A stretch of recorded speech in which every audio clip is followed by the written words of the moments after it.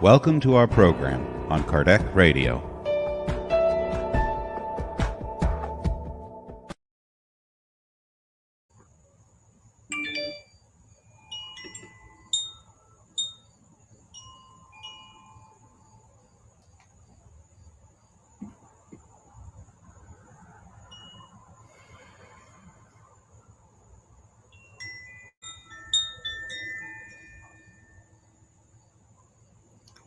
Good evening, dear friends. Welcome. So happy to be here with all of you. My name is Teresa Castro, and this is the Kardec Radio 6 p.m. prayer program. Welcome, welcome, welcome all. And if you're listening to this on demand, please feel our love and connection with us. And thank you for listening. So before our prayer today, our message comes from the book Memoirs of Father Germain. And this book, it's interesting. It is a psychographed book, but the person who wrote the book is, hello, John DeRosa. Welcome. Thank you for signing in. So again, the book is Memoirs of Father Germain. And although the book is a psychographed book, it involved two mediums. And Amalia Domingo actually wrote the book as it was dictated through a trance unconscious medium by the name of Eudaldo. So, which is a little interesting, right? We're used to, spirits dictating to the medium, and the medium writes the book. This actually involved one medium receiving the message and another medium actually doing the writing of the book. So again, it's written by Amalia Domingo Soler, and it's chapter 21, Water for the Body, Water for the Soul. So I think we should first understand a little bit, because these are not the typical names we hear so much. Chico Xavier, Andre Louise, Allan Kardec. So Father Germain his last incarnation on earth was in the 17th century. He was a Catholic priest in France. So this is during the time of King Louis XIV. And just not to confuse him with the Catholic Saint Germain, who was in 500, 600 AD after Christ. So this is a different person. So also we want to realize that in the 17th century in France, the Catholic government was persecuting the Protestants. All right. And this Father Germain, he had given his life to consoling the humble and oppressed, while at the same time revealing the hypocrisy and the falseness of the officials of the Roman Catholic Church. So for that reason, he was really unliked by the superiors in the church. And so what they did is they exiled him to this small village, and he never reveals the name of the village in the book. But even though they did that, Father Germain was highly regarded by people, because he was known to help so many people. And even the nobility would seek him out to hear their confession and to have him act as an intermediary between them and God. Not that he thought they needed it, but they felt they needed it. And people had such a high regard for him, this Father Germain. And he's in the book, he's an excellent example of a person with fervent faith in the Creator, tremendous compassion, and a true sense of justice. So what we need to understand is there was no Spiritism in the 17th century, right? That had not been established yet. So even though he was not, he didn't follow Spiritism, he was known to guide many through the narrow path of the true religion, which was preaching to do good for its own sake of doing good. And that sounds familiar to us, right? We all know about doing good because it's good. No gains, no conditions. So he was also a spirit guide to Amalia Domingo Soler, all right, after he discarnated. So Amalia Domingo Soler, she lived 1835 to 1902. Hello, Narciso. Thank you for signing in. We are talking about the book Memoirs of Father Germain, which was written by Amalia Domingo Soler. And she lived 1835 to 1902. She was born in Seville, Spain. She was raised by her mother, and her father abandoned them, but he left an inheritance. Shortly after she was born, she became blind, but through some homeopathy, they were able to improve her vision, but she still had poor vision. Her mother taught her to read and write at a very early age, and her first poem that she published was at age 18. Her mother died at 25 years old, and then Amalia's life became very rough because there was no longer any inheritance, so she had to make a living by selling her writings, and she lived with friends. Now it's interesting because at that time, women did not have a lot of options, but she refused to get married for convenience, and she refused to go into a convent, which were two options for women at that time. She was introduced to Spiritism. So here, Spiritism is established, right, after Allan Kardec codified the books.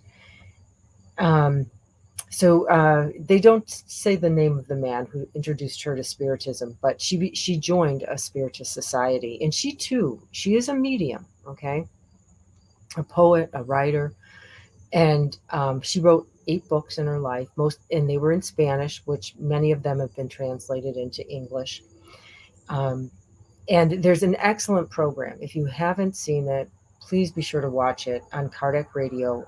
Several years ago, Dr. Anceloni did a program entitled 15 Cases of Past Lives, which involved Amalia Domingo Soler, where she talks about the lives of 15 different people and what happened to them. So these are true stories, and they're beautiful stories because, sometimes we wonder, how, why is this person in my life and why did this happen? And to hear these stories, it's phenomenal. It really gives us a very clear understanding of cause and effect and the nature of cause and effect and what happens and why people's lives end up in predicaments and in the way that they do. So the remaining part of Amalia's life, she spent toward writing and spreading Spiritism. So she is a Spiritist. She was a Spiritist. And again, she discarnated in 1902. Now, the book, even though she wrote the book, she wrote it in Spanish, and there was the unconscious trance medium that worked, that Father Germain worked with often. So he used him to dictate the book, and then Amalia actually wrote it and had the book published. So now this book that had been written in Spanish is translated into English by Edgar Crespo. Okay, and he is a Spiritist, and he lives in Florida. He's a member of the Spiritist Society in Florida. Okay, so just to get a little bit familiar, because like I said, these are not typical spirits and mediums that we hear mentioned. So again, we will remember that Father Germain, because he was a good man and a good priest, he was unmasking the hypocrisy and the falsehood of the Roman Catholic Church in the 17th century. And they didn't like him. They exiled him because he wasn't, he was giving the money away, and they wanted to collect more money, and he was giving it away to people. So they exiled him into this small village, and it was a very dreary village. It received very little sunlight. There was a lot of sickness in the village. And he was there many years, and he asked for a transfer from that village. And of course, his superiors, refused. And then one day, he he heard this voice that said, "Go." And so he left with his dog and his assistant, and they walked for like 4 days. And they came upon this beautiful village, that it was but near the ocean, and it was very sunny, and it was just a beautiful village. And he also noticed that the people were very kind and gentle and loving, and supportive and helpful to each other. And they had need for a priest. Their village priest had just died. So he felt the place would provide for him. We're going back to our title: water for his body and water for his soul. But then he was concerned, because he thought, is this selfish? And now I'm going to read out of the book. He says, "God, am I being selfish to stay here? Because it was so beautiful." He thought, maybe this was being selfish. But a faraway voice, very far, repeated in my ear, "No, no, you're not selfish. Man should always try and live in an atmosphere where he does not feel asphyxiated. On the contrary, he should try and live in one that will bring him tranquil peace and happiness. Spirits do not come to the earth to suffer, because God did not create man for suffering. Mankind comes to test their strengths and to progress, but not to support a fight demanded by absurd religions. Do good, and among goodness you will live. The earth is not a sterile desert. There are springs of pure crystalline water to satisfy one's thirst that the body craves, and streams of virtue where one can quench the thirst the soul needs." So I found that to be very beautiful, and a good reminder for us, because we can often fall into this, "Oh, I've got to suffer, and I'm here to suffer, and we're in this lower world, and um, I've done so many wrongs in our past lives."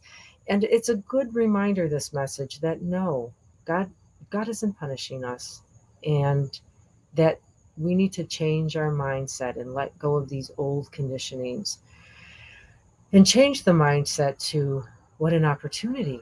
Thank you that we can be on such a beautiful planet with beautiful scenery and many beautiful people. So I think it's a good message for us to hear, especially during this time of uncertainty, confusion, many tragedies, many calamities, is to remind us that we are here to test our strength and also to progress, that we are not here to be punished. We're not here to walk around gloomy, that we are here to do good. Very simple message. So now I'd like you to all join me in the 6 p.m. prayer. And I will ask you to close your eyes just to lessen the distraction. And I've turned on some music, but please let me know if it is too loud. And so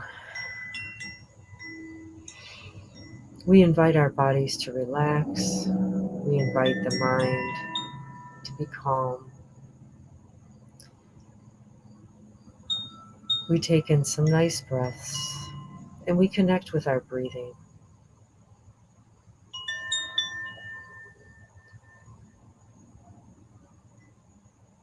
And we bring our focus into the present, asking for permission to connect with you, Mother, Father, God. And we bring ourselves with a grateful heart and thank you once more time for this sacred life.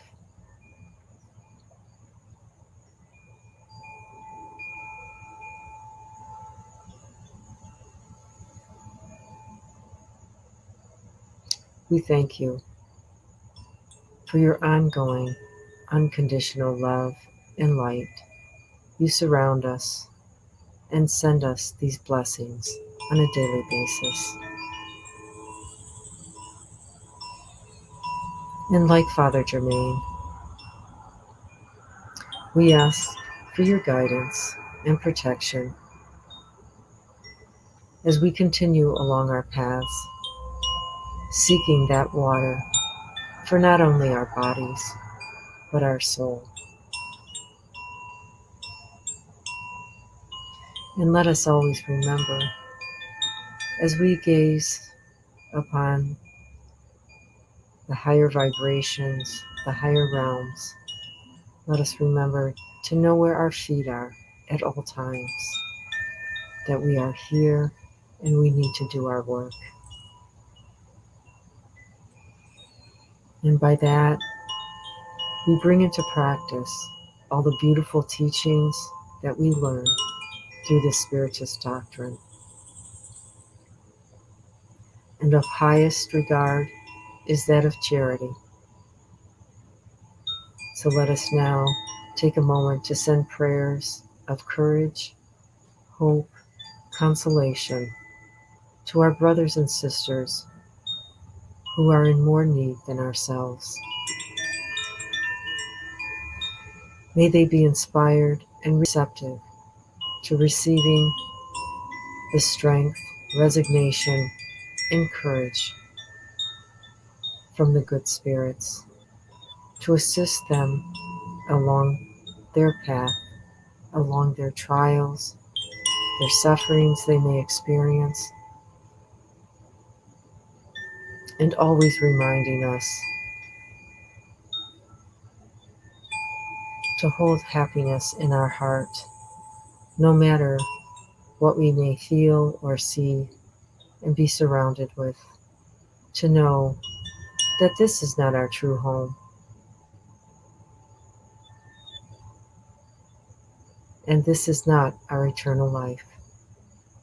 No suffering is eternal, pain is temporary. So we thank all the spirits who have joined us in this prayer, in this short study. And we thank Kardec Radio for providing this platform where we can nourish not only our minds, our bodies, but our souls as well.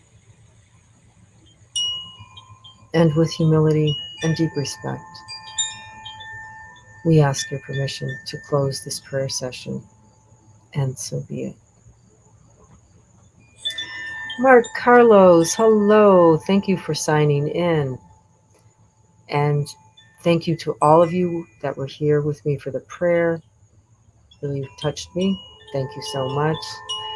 And let us remember as we go forward in our week that we are not here to suffer, that God is not a punishing God, that we are doomed to progress and happiness. Such a beautiful message. Okay, so let us go forward into our week being beacons of light and reminding others that we only need to look. We need to look for the good and look for God. All right. Have a good week. Be healthy, be safe, and God willing, I'll see you next week, next Sunday. Okay. Take care. Bye-bye. You're welcome, John DeRosa. Bye, Narciso. See you all soon.